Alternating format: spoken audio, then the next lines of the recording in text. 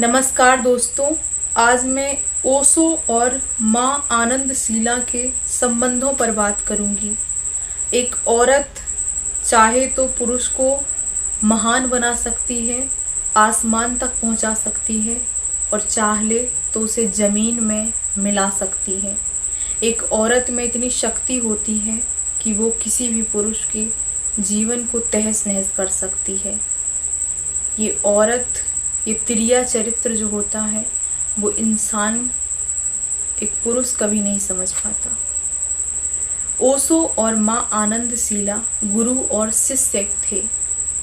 दोनों एक दूसरे पर अटूट विश्वास करते थे, लेकिन अचानक से माँ आनंदशीला ओशो को धोखा क्यों दे देती हैं।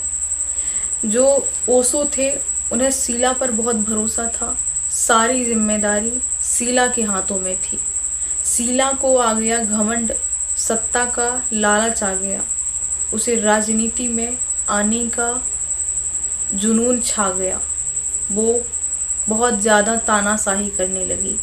ओशो ज़्यादातर अपने ध्यान में मस्त रहते थे। ओशो एक बहुत ही शांति प्रिय व्यक्ति थे।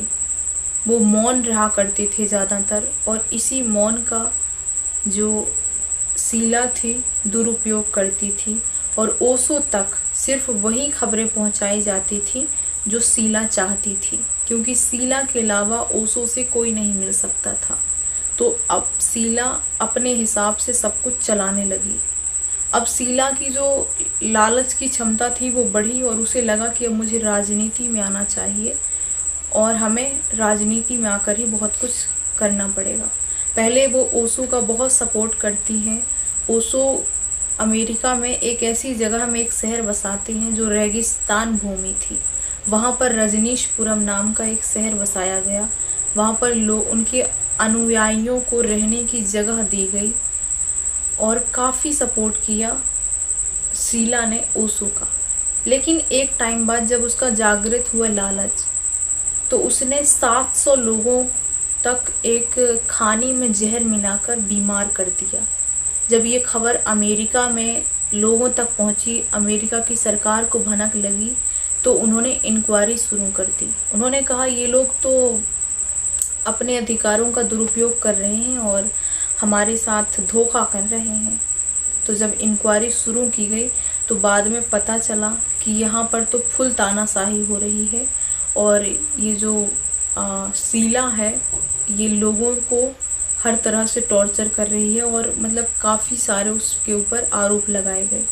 ओशो के पैसे भी खा लिए, ओशो का विश्वास तोड़ दिया शीला ने।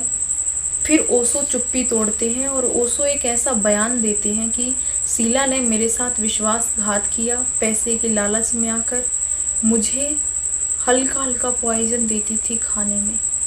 और ओशो के इस बयान के बाद अमेरिका में हड़कंप मच गया। लेकिन दोस्तों, इससे हमें ये सीख मिलती है कि चाहे ओशो ने हज़ारों लोगों की ज़िंदगी बदली हो, मगर अपनी ही शिष्या की ज़िंदगी नहीं बदल सके। इसलिए हमें